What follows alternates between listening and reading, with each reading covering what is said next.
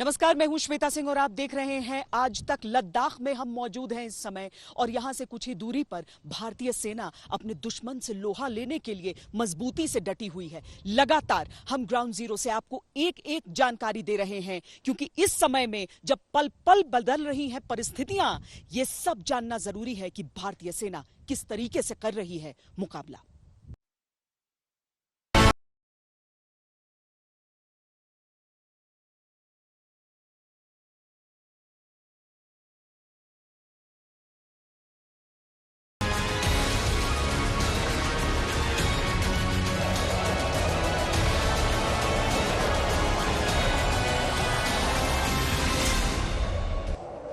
लद्दाख के शांत आसमान में गगनभेदी शोर है हिंदुस्तान के लड़ाकू विमानों का।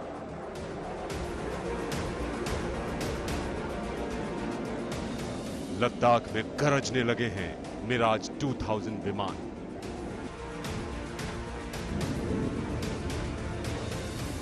सुखोई 30S से कांपने लगा है चीन का कलेजा। नंगे पहाड़ों को चीरकर सन सन निकलता चिनूक हेलीकॉप्टर, और इनकी धमक जा रही है सीधे बीजिंग तक। बीजिंग में बैठे चीन के राष्ट्रपति शी जिनपिंग को समझ में आ गया है कि गलत जगह उन्होंने हाथ डाल दिया है। उस ग्राउंड जीरो पर पहुंचा आज तक, जो आपको दिखा रहा है कि कैसे हमारे जाबाज वीर दुश्मनों को छठी का दूध याद दिला रहे हैं। एक होती है इंटरनेशनल बाउंड्री, जहां पर पूरी तरीके से निर्माण रहता है सरहद का। किसी को भी देखकर पता चल जाएगा कि एक देश की सीमा कहां खत्म हो रही है, कहां शुरू हो रही है। दूसरा, लाइन ऑफ कंट्रोल, जैसा कि पाकिस्तान के साथ हम देखते हैं, कांटेदार तार बीच में बिछे रहते हैं और उससे समझ में आ जाता है कि ये लाइन ऑफ कंट्रोल है। लेकिन लाइन ऑफ एक्चुअल कंट्रोल, जहां पर परसेप्शन यानी एक देश की समझ से सीमाएं निर्धारित रहती हैं। अब देखिए, पहाड़ हैं, पठार हैं, नदी है, नाले हैं, लेकिन आपको किसी भी तरह का इंसानी विभाजन, इंसानी निर्मित विभाजन नजर नहीं आएगा। प्राकृतिक विभाजन है, और प्राकृतिक विभाजन के कारण दोनों देशों की सेनाएं जहां तक पहुंचती हैं, जहां तक पेट्रोलिंग करती हैं, जो उनकी एक तरह से ऐतिहासिक समझ आ रही है, उसमें चीन किस तरीके से एक एक कदम करके और अपनी सीमा को बढ़ाने का प्रयास करता है। उसकी नीति भी कही जाती है, 2 कदम वो आगे जाए और 1 कदम वो पीछे खींचे। फिर भी 1 कदम उसका हो जाता है। लेकिन इस नीति को खत्म करने की लड़ाई अब चल रही है। लाइन ऑफ एक्चुअल कंट्रोल कैसे परिवर्तित हो सकता है एक ऐसी सीमा में जहां के आगे कोई झंझट ही न रहे। हालात की गंभीरता का अंदाजा इस बात से लगा सकते हैं कि वायुसेना किसी भी हालात से निपटने के लिए वहां अलर्ट पर है। बुधवार देर शाम वायुसेना प्रमुख RKS भदौरिया ने जाकर लेह एयरबेस का दौरा किया। इनका यह दौरा chief of defence staff general Bipin Rawat और army chief general MM Naravane से मुलाकात के बाद हुआ है। वायुसेना ने मिराज 2000 की फ्लीट को लद्दाख के पास तैनात कर दिया है, जिसका इस्तेमाल बालाकोट एयर स्ट्राइक में हुआ था। सुखोई 30 को पहले से अलर्ट पर रखा गया है, जिन्हें ऊपर के एयरबेस पर तैनात किया गया है। ऐसे ही मुश्किल हालात में मदद के लिए अपाचे और चिनूक जैसे सैनिक हेलीकॉप्टर लगातार मंडरा रहे हैं। Mi-17B5 मीडियम लिफ्ट हेलीकॉप्टर भी वहां जरूरी सामान पहुंचाने के लिए मौजूद है।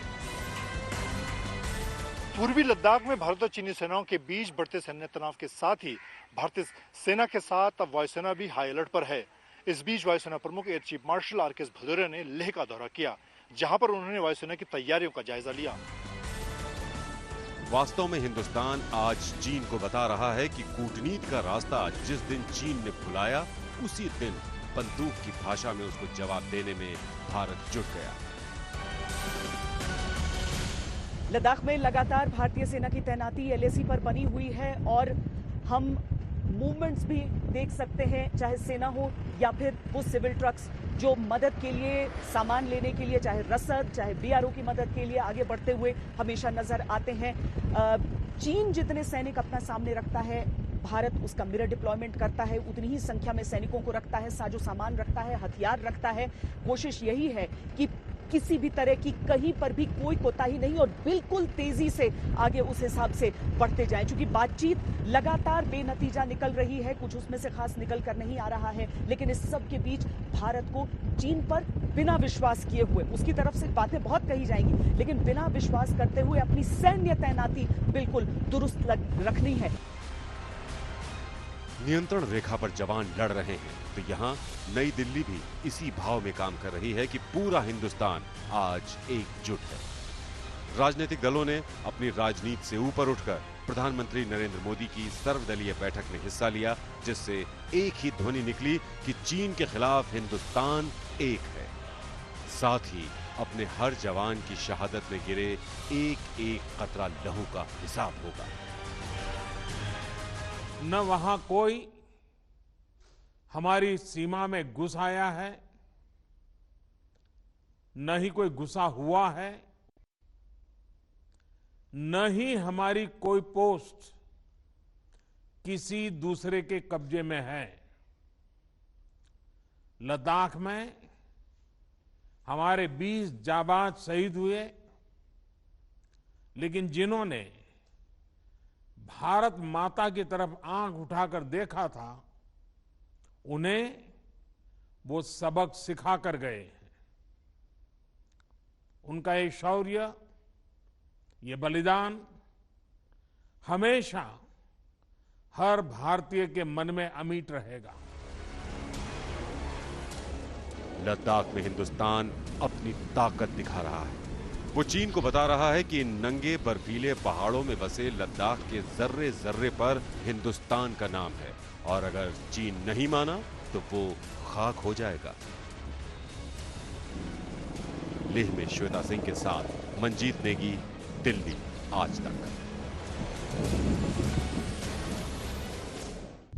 पेंगोंग सो हो या फिर गलवान घाटी, भारतीय सेना हर जगह मजबूती से तैनात है। वायुसेना आसमान से निगहबानी में जुटी हुई है। इस सब के बीच एक ही संदेश जा रहा है कि 2020 में आज हम हैं। 1962 से लेकर आज तक 58 साल बीत चुके हैं। बहुत कुछ बदल चुका है।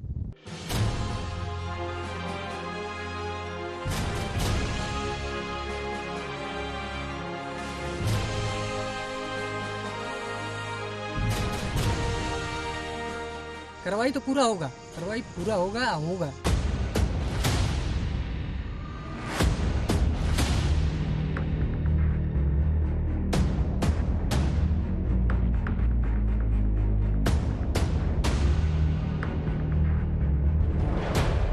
आक्रोश की ये आग चीन की घुसपैठ वाली सेना को भस्म कर देगी। गलवान घाटी में जिस तरह चीनी सैनिकों के धोखे से हमारे 20 जांबाज वीरों को शहादत देनी पड़ी, उसके बाद से बदले की आग नियंत्रण रेखा पर सुलग रही है। गलवान वैली के जिस पेट्रोलिंग पॉइंट 14 पर चीनी सेना ने अपना धोखेबाज रंग दिखाया था, अब हिंदुस्तान की जाबाजी वहीं पर दिख रही है। हिंदुस्तान जिस तरह अपनी सरहद की हिफाजत के लिए जा डटा है, वहां चीन पिछले 5 दिनों से एक ही गूंज सुन रहा है कि ये 1962 का नहीं, 2020 का हिंदुस्तान है। आसमान से लेकर जमीन तक हमारे जो फोर्सेस हैं, वो लाइन ऑफ एक्चुअल कंट्रोल की हिफाजत इस तरीके से कर रहे हैं कि चीन भी बुरी तरह से घबराया हुआ है, क्योंकि हिंदुस्तान का ऐसा रूप उसके लिए भी थोड़ा नया नया सा लगता है। जहां 62 की धमकियां अब धीरे धीरे खत्म होंगी, 62 की याद को 2020 का अनुभव उसे भुला देगा।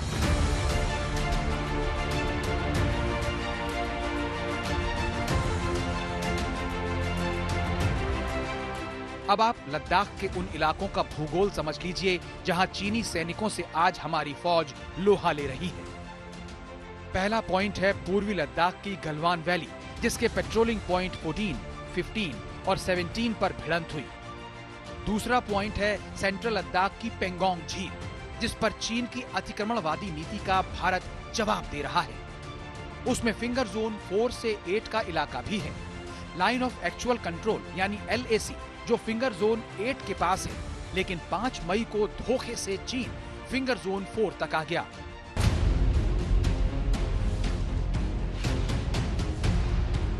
इस पर बातचीत भी चल रही थी, लेकिन अब हिंदुस्तान को समझ आ चुका है कि चीन की बात पर भरोसा नहीं किया जा सकता। वैसे इस बीच भारत का दबाव पड़ा तो चीन ने हमारे 2 मेजर समेत 10 जवानों को रिहा कर दिया, जिन्हें बंधक बनाया गया था। लद्दाख में ये सारा झगड़ा हिंदुस्तान की बढ़ती ताकत से चीन में मची खलबली की उपज है।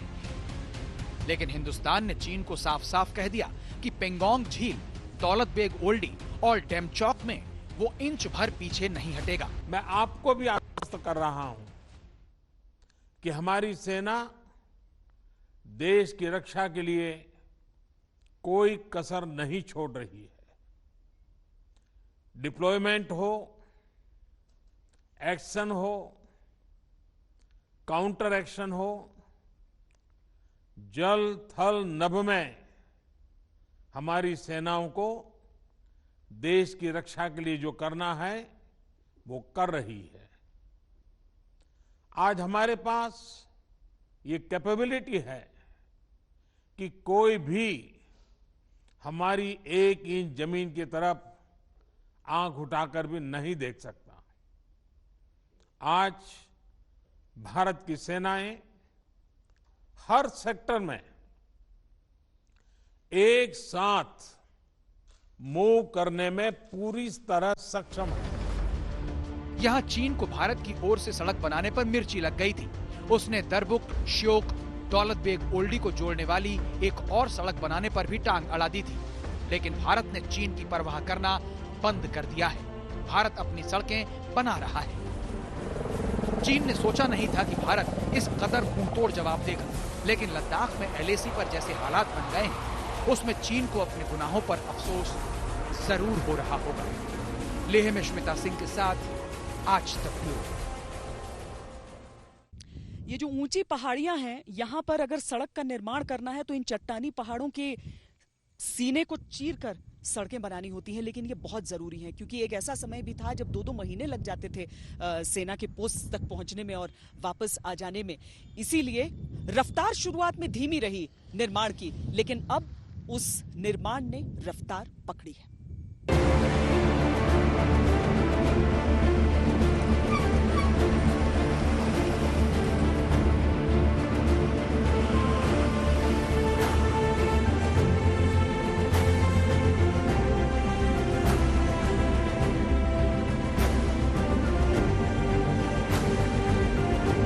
इन सड़कों को देखकर चीन के सीने पर सांप लौटने लगा।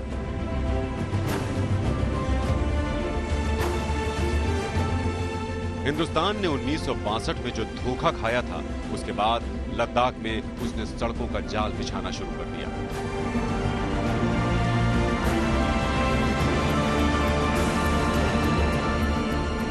ईश्वर ने लद्दाख बनाया और हम उसे बाकी की दुनिया से जोड़ते हैं। दरअसल अगर हम इस क्षेत्र में देखें तो बॉर्डर रोड ऑर्गेनाइजेशन की भूमिका बहुत बड़ी रही है। हजारों फीट की ऊंचाई पर सड़क का निर्माण ऐसे चट्टानी पहाड़ों को तोड़कर इन परिस्थितियों में उन मजदूरों को लाकर बहुत ज्यादा मुश्किल है। लेकिन यही हमारी लाइफलाइन है, हमारी सेना की लाइफलाइन है, क्योंकि जब भी सरहदों पर जरूरत होती है तो बहुत आवश्यक होता है कि सेना, हमारा साजो सामान फौरन वहां तक पहुंच सके। चीन के धोखे वाली गर्दन तक अपनी ताकत के हाथ पहुंचाने के लिए भारत ने इस तरह सड़कें बनानी शुरू की। सबसे महत्वपूर्ण सड़क है दरबुक श्योक दौलत बेग ओल्डी यानी TSDBO सड़क, जो लेह से अक्साई चीन की सीमा पर दौलत बेग ओल्डी को जोड़ती है। यह सड़क चीन की सीमा से 9 किलोमीटर पहले तक पहुंची हुई है। 255 किलोमीटर लंबी सड़क में 220 किलोमीटर तक का निर्माण 2019 में पूरा हो गया था और बाकी का काम चल रहा है। आज की इन सड़कों की बुनियाद तब स्थानीय लोगों ने रखी थी, जिनमें एक थे मुंशी अली। तब साधन नहीं थे, लेकिन हिंदुस्तान के मुंशी अली का हौसला ऐसा था कि घोड़े से जाकर सड़क बना आते थे। लद्दाख में केवल 2 लोगों पर गाने बने हैं, गीत बने हैं। उनमें से एक है वो व्यक्ति जिन्होंने लद्दाख की कठिन परिस्थितियों में एक जगह से दूसरी जगह जाने के रास्ते को आसान किया, या यूं कहें कि रास्तों को बनाया मुंशी अली। उनके नाम पर गाने भी हैं, और ऐसा समझिए कि डीबीओ की अगर हम आज बात करते हैं तो वहां तक की सड़क की सोच हो या उसका निर्माण हो, उसमें वो लगे रहे। उनके पोते हैं आप। अभी जो पहले वो दौलत बेग घोड़े पे जाते थे, वहाँ सामान लेते थे, जो वहाँ गया उनको पता है कि वो रोड किस तरह बना है। कहते हैं वहाँ पहाड़ पे सुराख बना के, वहाँ सरिया लगा के, फिर उसके ऊपर पत्थर बिछा के वहाँ रोड, अभी भी वो रोड तैयार है। एक कहते हैं लोकल एक ठेकेदार था, उसी ने ये सारा नुब्रा श्रीनगर रोड वो दौलत बेग को वो बनाया। इस सड़क का बन जाना चीन की आंखों में खटक रहा है, क्योंकि 14,000 फीट की ऊंचाई पर यह सड़क लद्दाख के आखिरी गांव श्योक तक जाती है, और उसके पास ही है दौलत बेग ओल्डी, जो चीन के जिनजियांग प्रांत से अलग होने वाले काराकोरम पास के नजदीक है।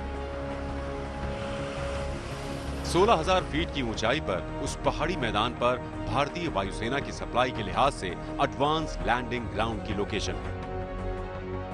आज आखिरी छोर तक सड़क पहुंच गई है, लेकिन आज तक आपको वो दास्तां सुनाने जा रहा है हाजी गुलाम हुसैन की जुबानी, जिन्होंने 1962 के युद्ध में घोड़े और ऊंट से जवानों के लिए रसद पहुंचाई थी। लद्दाख किस तरीके से बदला है, किस तरीके से सीमाओं से हमारी कनेक्टिविटी बढ़ी है, उसे समझने के लिए जरा हम आपको दशकों में पीछे ले जाएंगे, क्योंकि इस समय हमारे साथ हाजी गुलाम हुसैन मौजूद हैं, जो कि सेना की मदद के लिए भी, और अगर आप ये तस्वीर भी देखें तो 1962 की, जब ये ले जाया करते थे पूरा रसद, हम उनसे समझते हैं कि उस समय कितना टाइम लगता था वहां तक पहुंचने में, किस तरह का वो इलाका था, किस तरह की इन्हें मुश्किलें सामने आती थी, उससे आप वर्तमान को बहुत हद तक समझ पाएंगे। पहले हम लोग यहाँ से जाता है जो उधर पड़े पर जाता है ना, सामान उठा के आर्मी साथ जाता है, बाकी बहुत जाता तो बहुत घोड़ा है, 200-300 घोड़ा जाता है, ऊँट कम जाता है, ऊँट सिर्फ ये 10-15 ऊँट जाता है, मेरे पास था बस, बाकी किसी का ऊँट नहीं जाता है उधर। इंडियन आदमी, हाँ नहीं, चनिया आते हैं, बोलता है कि बॉर्डर पर हमको तो नहीं देखा है, बाकी दूसरा घोड़े पर गया ना, उन लोग को दिखाया बोलता है, दूर से देखा बोलता है, दूर से, सामने नहीं देखा बोलता है। हाँ, वहाँ पर कैसा है गलवान वैली, कैसा दिखता है, कैसा है इलाका? है क्या जनाब, पूरा नाला है, बस पत्थर पहाड़ तो है। सर्दियों में जाते हैं, सर्दियों में बसंत की बाद में ये भी गया है। हाँ, बसंत में नहीं गया है, उससे पहले भी एक दफे के बाद सर्दियों में इधर से जाता है, गर्मियों में यहाँ से जा नहीं पकता है, पानी आता है बोर, पता नहीं इस मौसम तो यही होगा। हाँ, ऐसा ही होगा। अभी इस टाइम तो अभी गाड़ी चलता है ना, नहीं तो अभी इस टाइम से थोड़ा ये जून जुलाई में पानी आता है, बहुत पानी आता है जी। फिर जा नहीं पकता है, फिर नुब्रे से जाता है। यहाँ एक गांव से दूसरे गांव की दूरी बहुत ज्यादा है, लेकिन इन गांवों की आंखों ने चीन की चालबाजी और धोखे को बार बार देखा है। अब बदले हालात में हिसाब बराबर हो रहा है।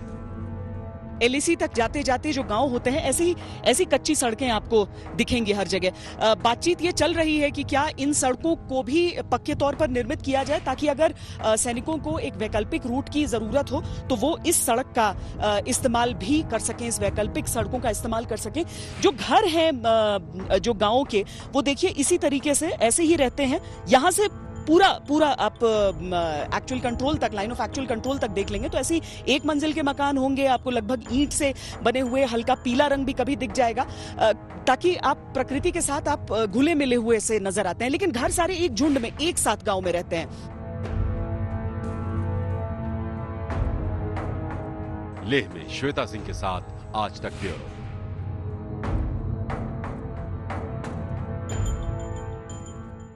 उन्नीस 1962 से लेकर आज तक बहुत कुछ बदला है। उस समय उस मौसम में लड़ने के लिए हमारी सेना के पास वो कपड़े नहीं हुआ करते थे। कैनवस के जूते पहनकर हमारी सेना इस ऊंची चढ़ाई को नापती थी और उसके बाद चीन से मुकाबला करती थी।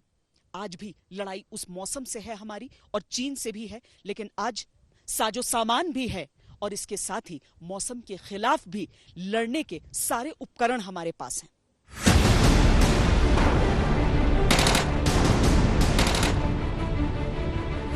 लद्दाख ने चीन के धोखे का धक्का पहली बार 1962 में महसूस किया।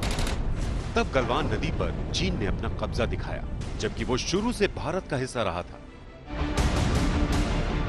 अब 58 साल बाद चीन फिर से वही हेकड़ी दिखाना चाह रहा है, लेकिन हमारे वीर सैनिक हर हाल में अपनी मिट्टी की हिफाजत के लिए डटे हैं।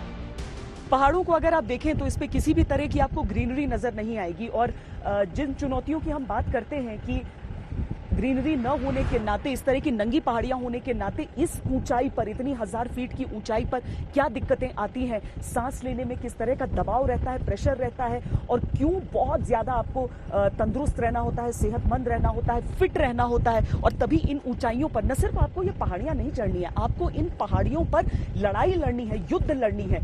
और चीन ने क्या कोशिश की है कि इसी तरीके से जो वैली को सराउंड करती हुई जो पहाड़ियां हैं, उनकी ऊंचाई की जगहों पर वो अपनी जगह ले ले। यहाँ पर दरअसल सिविल मूवमेंट की इजाजत नहीं होती है। एक गांव तक वो इलाका है। हम जो आपको दिखा रहे हैं हिस्सा, लगभग आप समझ लीजिए कि ऐसी ही नंगी पहाड़ियां, ऐसी ही चोटियां रहती हैं जहां पर हमारे सैनिकों को डिप्लॉय होना होता है, जहां पर उन्हें हमेशा तैनात रहना होता है, इस मौसम के खिलाफ भी लड़ाई लड़ते हुए और उस चीन के खिलाफ भी लड़ाई लड़ते हुए।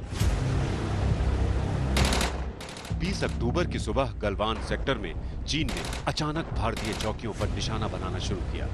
तब भारत ने सोचा कहां था कि चीन दोस्ती की पीठ में दगाबाजी का खंजर चुभोने वाला है। फिर भी हमारे जाबाज फौजी 24 घंटे तक उनका मुकाबला करते रहे। उस वक्त वहां 68 वीर सैनिक थे, जिनमें 36 जवान लड़ते लड़ते वतन पर निसार हो गए।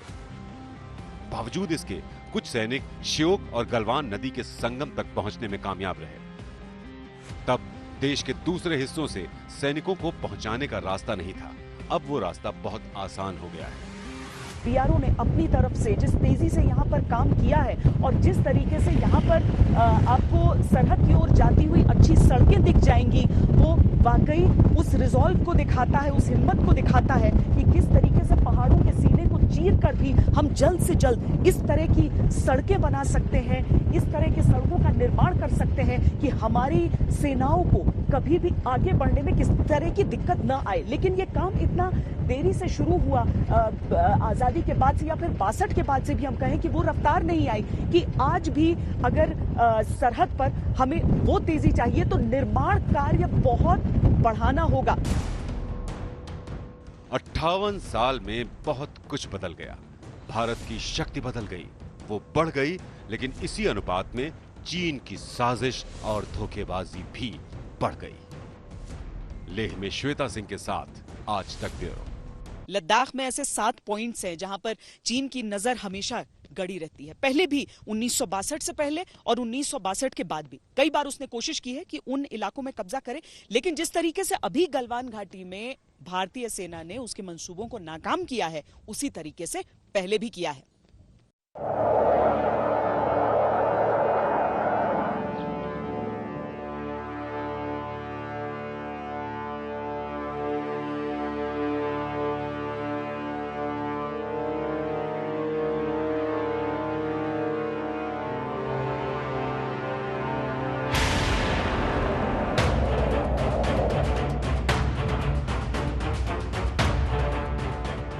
लद्दाख में भारत चीन के बीच हुई हिंसक झड़प के बाद तनाव और बढ़ गया है। दोनों तरफ से सैनिकों की तैनाती बढ़ाई जा रही है। सरहद तक रसद और जरूरी सामानों की सप्लाई में तेजी आई है। इन सब के बीच भारतीय सेना के जवान लद्दाख में कई अहम इलाकों में चीन के सामने आंख में आंख डाले खड़े हैं। लद्दाख के 7 ऐसे इलाके हैं जहां चीन बार बार कब्जा जमाने के लिए फौजी बिसात बिछाता है। एक बार फिर चीन ने लद्दाख के इन 7 इलाकों पर नजर गड़ाई तो भारत ने उसे सबक सिखाने का फैसला कर लिया। गलवान घाटी, पेंगोंग त्सो, देपसांग घाटी, दौलत बेग ओल्डी, दुर्बुक, चूमर, टेमचोक, ये वो 7 इलाके हैं जहां 1962 से पहले और उसके बाद से लेकर अब तक भारत चीन के बीच कई बार जबरदस्त टक्कर हुई है। गलवान घाटी पर चीन की नजरें बरसों से गड़ी हैं। इस बार उसने इसके सामने के इलाके में भारी तादाद में अपने सैनिकों की तैनाती कर दी। बातचीत की पैंतरेबाजी के बीच उसने नियंत्रण रेखा के हालातों को बदलने की कोशिश की, जिसका जवाब कर्नल संतोष बाबू और उनके बहादुर जवानों ने दिया। देश की रक्षा में 20 भारतीय सैनिकों ने शहादत दी, जबकि चीन के कई सैनिकों को जान गंवानी पड़ी, जिनकी संख्या कबूल करने से चीन अब तक कतरा रहा है। चीन की रणनीति यही है कि बिना लड़े वो जमीन ले ले, दूसरे को परास्त करने का प्रयास करे, लेकिन ये यहाँ हो नहीं रहा है। चीन ने जब घुसपैठ करने की कोशिश की तो कर्नल संतोष बाबू समेत भारतीय सेना के जवानों ने उनको पीछे तक खदेड़ा। हालांकि 20 हमारे भी सिपाही शहीद हुए, कहा जा रहा है 40 से 45 उनके भी इसमें शहीद हुए या घायल हुए। लेकिन जमीनी स्थिति देखिए, पेट्रोल पॉइंट 14 की जहां पर यह पूरा विवाद चल रहा है, भारतीय सेना डट कर उस पूरे क्षेत्र में इस समय तैनात है। जमीन हड़पने की चाल के तहत ही चीन ने लद्दाख के एक और बेहद अहम इलाके पर अपनी हदों को पार किया। ये इलाका है पैंगोंग त्सो का। झील के करीब हथेली के जैसी पहाड़ियां हैं। इन पहाड़ियों में उंगलियों की तरह उभरे हिस्से हैं, जिन्हें फिंगर्स कहा जाता है। इनकी संख्या 1 से 8 तक है। यहाँ LAC को लेकर चीन भारत का अपना अपना दावा है। अब तक भारतीय सैनिक मोटरबोट के जरिए झील में फिंगर 8 तक पेट्रोलिंग किया करते थे। इस बार चीन फिंगर 4 तक आया और यहीं पर उसने अपना कैंप बना लिया। इस बात को लेकर भारत चीन के सैनिकों में झड़प हुई और इस समय भी दोनों के बीच तनातनी बनी हुई है। देप्सांग घाटी किसी मैदान की तरह है। इसका अपना ही सामरिक महत्व है।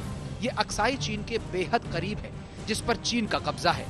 यहाँ 2013 में चीन के सैनिकों ने घुसपैठ की थी, लेकिन भारतीय सेना के कड़े विरोध के बाद चीन पीछे हट गया।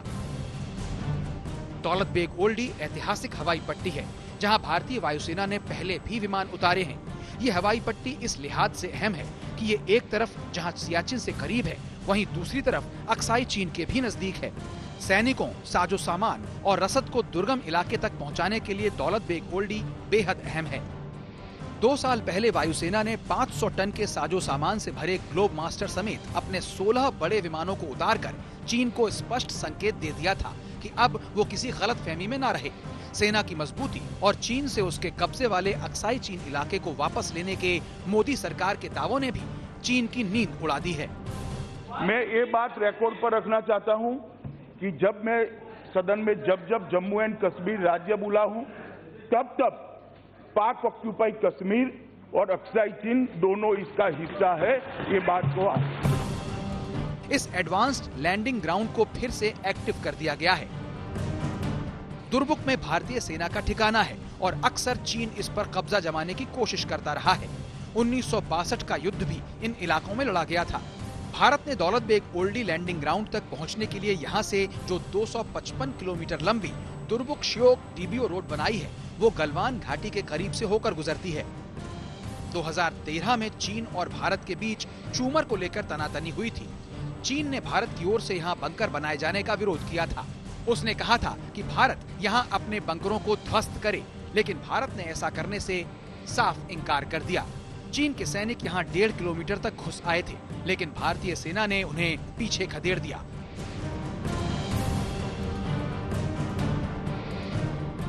गलवान के करीब देमचोक में 1962 की जंग लड़ी गई थी। इस बार चीन की सेना ने एक बार फिर देमचोक में तैनाती बढ़ा दी और निर्माण भी किया।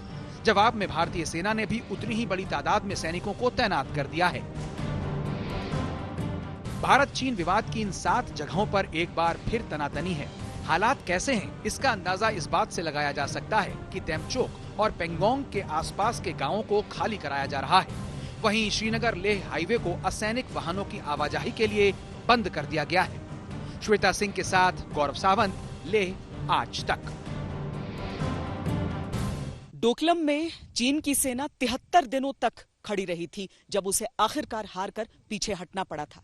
आज 45 दिन हो चुके हैं और हर एक दिन भारतीय सेना ने चीन को बराबरी की टक्कर दी है।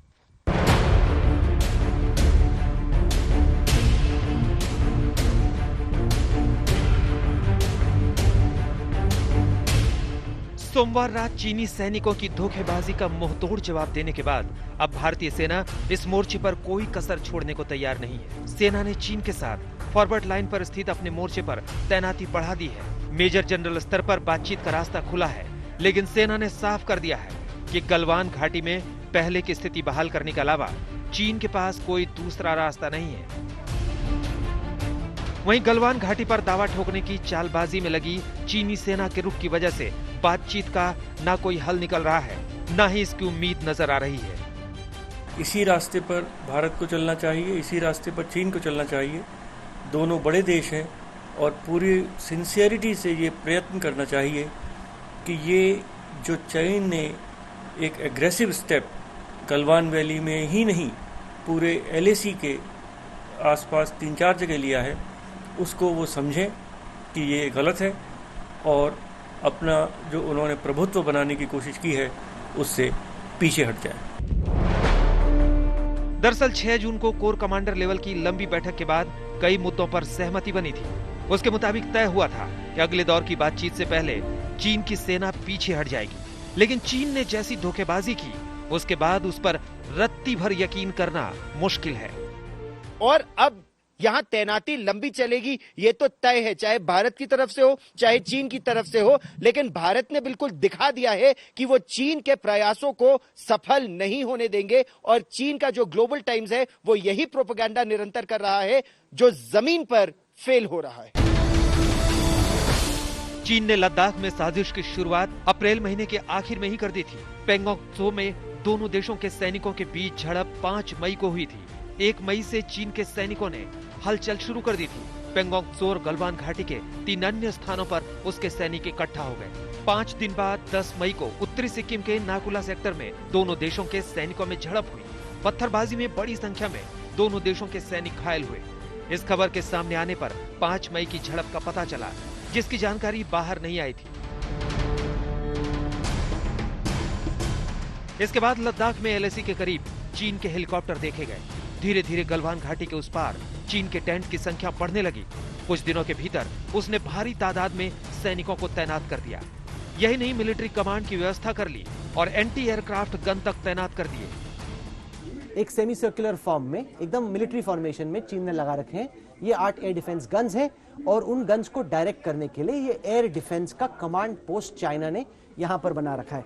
यही नहीं, इसके अलावा अगर आप यहाँ पे देखें तो पेट्रोल के टैंक, साथ ही साथ साजो सामान और पूरा मिलिट्री प्रिसिशन के साथ जिस तरीके से हिसाब किताब में लगाया है, यहाँ पे आप वाहन देख सकते हैं, आप टेंट देख सकते हैं, सैन्य साजो सामान बड़ा क्लियरली नजर आ रहा है। भारत ने भी उतने ही बड़े पैमाने पर सैनिक तैनात कर दिए, तोपों को भी लगा दिया और वायुसेना के विमानों ने उड़ान भरना शुरू कर दिया। दूसरी तरफ चीन की हरकतें बढ़ती जा रही थी और धीरे धीरे ये बात सामने आ रही थी कि उसने अपने सैनिकों को लंबी तैनाती के लिए इकट्ठा किया है। उसने केवल टेंट ही नहीं लगाए बल्कि कुछ ऐसे हट भी बनाए जहां ऑक्सीजन का भी इंतजाम था। दूसरी तरफ वो भारत को धोखे में रखने के लिए बातचीत की पैंतरेबाजी करता रहा, लेकिन उसकी मंशा तब साफ हो गई जब उसने पेट्रोल पॉइंट 14 पर अस्थायी निर्माण शुरू कर दिया। इसी का विरोध कर्नल संतोष बाबू और उनके सैनिकों ने किया था, लेकिन घातक हथियारों से लैस चीन के सैनिकों ने कबायलियों की तरह भारतीय सैनिकों पर हमला कर दिया। जब चीन ने विश्वासघात किया तो अब उसके साथ हथियार न रखने के हुए समझौते को बदलने की मांग उठ रही है। शिवाजी जब अफजल से मिलने गए थे, अफजल खान से, तो अपने आप को पूरी तरह से हथियार के साथ सुरक्षित करके गए थे। उसी तरह से जब हम चाइना से बातचीत करते हैं या संपर्क में रहते हैं या ये भी देखने जाते हैं कि डिसएंगेजमेंट प्रोसेस चल रहा है कि नहीं समझौता के अनुसार, तो हमको चांसेस नहीं लेना है, क्योंकि चीन पे विश्वास करना आत्मघातक होगा। भारतीय सैनिकों पर रॉड से हमला करने वाला चीन दुनिया से अब नजरें नहीं मिला रहा है। जब उसके विदेश मंत्री से पत्रकारों ने चीनी सैनिकों के बर्बर हमले पर सवाल पूछा तो उन्होंने सवालों को नजरअंदाज कर दिया। ऐसे में चीन से सुलह की गुंजाइश खत्म होती जा रही है। 45 दिन की तनातनी में भारत ने 20 जवानों का बलिदान दिया है। साथ ही ये प्रण लिया है कि ये बलिदान व्यर्थ नहीं जाएगा। मैं देश को भरोसा दिलाना चाहता हूं, हमारे जवानों का बलिदान व्यर्थ नहीं जाएगा। ऐसे में बातचीत की भाषा ना समझने वाले चीन को 2020 के भारत की ताकत का एहसास होना जरूरी है। गौरव सावंत के साथ श्वेता सिंह, लेह, आज तक। भारत पर जब जब भी सरहदी संकट आया है, तब तब लद्दाख के लोग डटकर खड़े रहे। जब पाकिस्तान की तरफ से करगिल युद्ध हुआ था तो इसी लद्दाख के करगिल के लोग खड़े हुए थे। आज LAC पर जब चीन अतिक्रमण कर रहा है तो लेह की बारी है। वो कंधे से कंधा मिलाकर अपना योगदान देने के लिए तैयार हैं।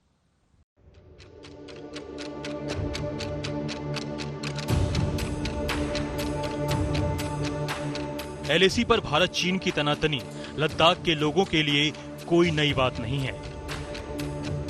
लद्दाखियों ने 1962 से लेकर अब तक कई बार चीन की हिमाकतों को देखा है और उसका मुंहतोड़ जवाब भी दिया है।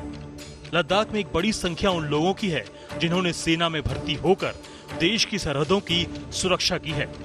इनमें महावीर चक्र विजेता कर्नल सोनम से लेकर कई पूर्व सैनिक शामिल हैं।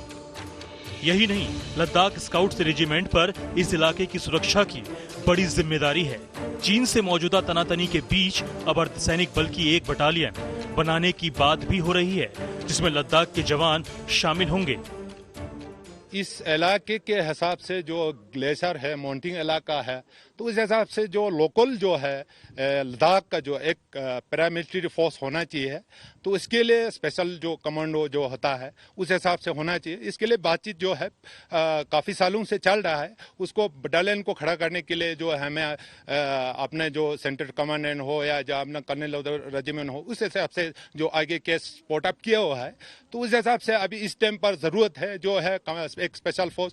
तो ये बहुत ही इस इलाके के लिए महत्वपूर्ण रखता है जो लद्दाख स्क्वाड का एक पैरामिलिट्री फोर्स बने। दूसरी तरफ लद्दाख के स्थानीय लोगों का खून भी चीन की हिमाकत पर खौल रहा है। वो सेना के साथ मिलकर चीन को सबक सिखाने के लिए तैयार हैं। अगर हम पे जंग थोपी जाती है, हम पे लड़ाई थोपी जाती है, तो हम सेना के साथ, सरकार के साथ खड़े हैं। इस वक्त चाइना कोरोना वायरस के बाद पूरी दुनिया में चाइना को रुसवाई का सामना है।